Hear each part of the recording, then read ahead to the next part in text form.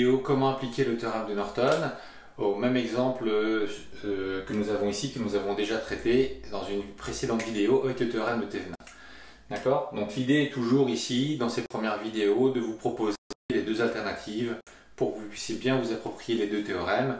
Vous verrez par la suite avec la pratique que finalement vous pourrez jongler entre ces deux théorèmes en fonction de ce qui vous arrange. Alors, on va commencer ici, on va commencer par le plus facile qui est déterminer la résistance de Norton. Donc pour déterminer la résistance de Norton et de toute façon pour appliquer le théorème de Thevenin, on sait déjà que l'on retire le dipôle que l'on veut alimenter. D'accord?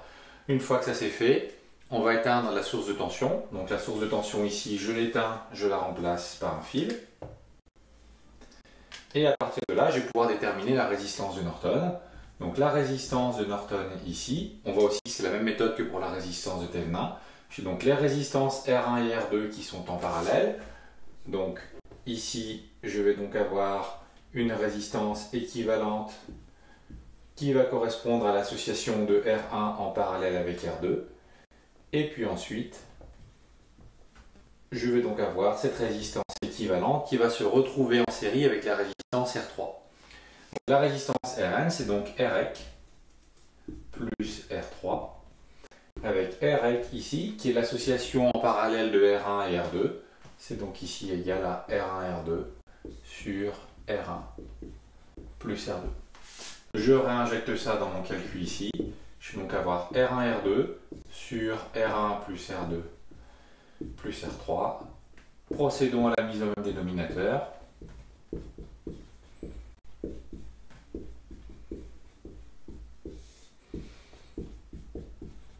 Voilà, comme ça j'ai deux formes pour la résistance de Norton. Et ensuite, je jonglerai avec celle qui m'avantage le plus dans les calculs. Pensez toujours à ça lorsque vous faites votre entraînement en travail personnel, à essayer différentes choses. D'accord? En essayant ces différentes choses, ça va vous permettre aussi de voir qu'est-ce qui est le plus avantageux ensuite pour résoudre d'autres calculs. Ça vous fera gagner énormément de temps lors du déroulement d'un examen par exemple. Donc la résistance de Norton est déterminée. On va maintenant vouloir déterminer le courant de Norton. Donc pour déterminer le courant de Norton, déjà je commence par remettre ma source de tension dans mon circuit. Et je sais que le courant de Norton, c'est le courant de court-circuit. Donc ça veut dire que là, je vais fermer le circuit. Contrairement à l'exemple 1 que j'avais fait avec la résistance R1 et R2, ici en fait, le courant de court-circuit, ça va être, du coup, le courant IN, c'est aussi le courant qui va traverser IR3. D'accord? Donc ça veut dire que si je détermine ce courant IR3, ben, du coup, j'aurai déterminé mon courant de Norton. Donc pour procéder ici, on va donc devoir utiliser une étape intermédiaire qui est déterminer la tension de UR3. D'accord? Donc déterminer la tension du UR3, on va voir, on va un peu plus détailler les choses. Donc là, sur la résistance équivalente, j'efface.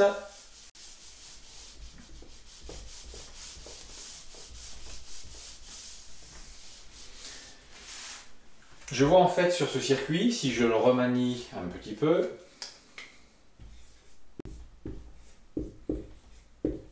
souvent, n'hésitez pas à faire ça. J'ai remarqué en électrocinétique que souvent l'aspect visuel pouvait parfois dérouter les étudiants et qu'il pouvait être intéressant de redessiner le circuit. D'accord? Ça peut vous aider. Des fois, le cerveau interprète les circuits d'une manière un peu différente, sans doute, un peu comme des effets visuels. Donc là, en fait, en le redessinant comme ça, on voit bien que R1 et R3 sont en parallèle. D'accord? Le courant IN, il est ici. Comme les résistances R1 et R3 sont en parallèle, ici je vais avoir la même tension que je vais appeler U. D'accord? Donc déterminer la tension U finalement, ça va être intéressant parce que si j'ai la tension U, j'aurai donc ensuite la valeur du courant IN. Donc ce que je vais faire ici, c'est que je vais déterminer la tension U. Donc pour déterminer la tension U, je vais donc ici calculer une résistance équivalente à R2 et R3. En faisant ça, je me retrouve dans une maille, je vais appeler Rec' parce que j'ai déjà utilisé Rec pour le calcul précédent. Donc là, j'ai R1. Je vois que j'ai R2, R3 en parallèle, je calcule une résistance équivalente. La tension U est toujours ici. Donc cette tension U, je l'ai là. Et là, par un simple point diviseur de tension, je vais connaître U. Donc U ici, ça va être égal à E Rec' sur R1 plus Rec. Alors là, on va aller un petit peu plus loin dans le calcul.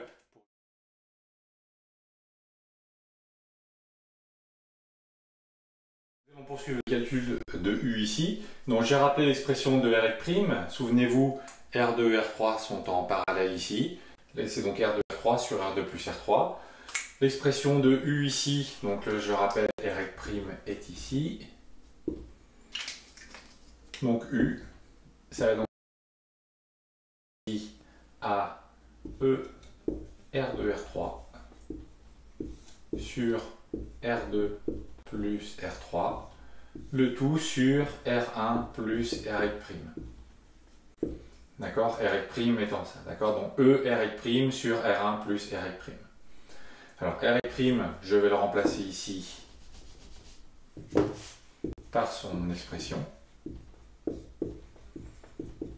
D'accord, quand je vais organiser la fraction, on voit que le R2 plus R3 va se distribuer avec le R1, se simplifier avec le R2 plus R3. Je vais donc avoir ici E qui va être égal à E R2 R3 sur du coup R1 R2 plus R3 plus R2 R3.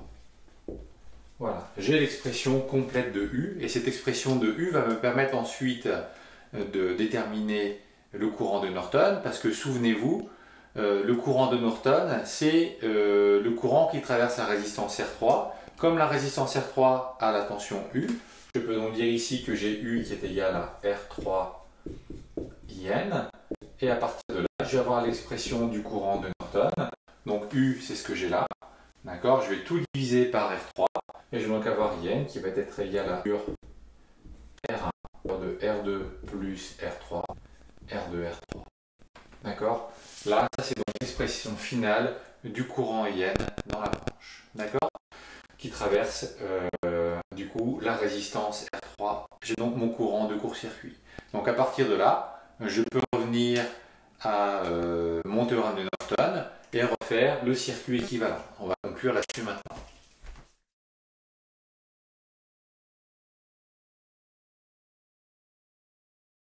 Nous allons maintenant pouvoir conclure sur le schéma de départ.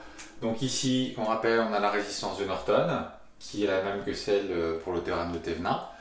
On a le courant de Norton aussi qui a été déterminé. Donc là, les expressions sont un peu plus lourdes, donc je les rappelle juste en incrustation. L'idée, c'est simplement de conclure que tout ce schéma qui est ici va se résumer finalement à une source de courant en parallèle avec du coup la résistance de Norton. Et ici, au niveau des points A et B, je vais donc avoir ma résistance R. Et à partir de là, si je veux déterminer le courant I qui traverse la résistance R, ben je vais appliquer mon pont diviseur de courant et I ça va être égal à IN Rn sur Rn plus R. Connaissant les expressions de IN et Rn déterminées précédemment, il ne s'agit plus que de faire le remplacement. Alors je ne le fais pas ici parce que c'est juste un aspect calculatoire. Je mets le résultat final et puis après à vous de vous entraîner à faire cette partie calcul littéral. Là on a fait le plus dur. J'espère que cet exemple aussi vous a permis de prendre en main le théorème de Norton qui est moins couramment utilisé aussi que le théorème de Thevenin mais qui parfois a certains avantages. Voilà, bon courage dans l'apprentissage de cette notion.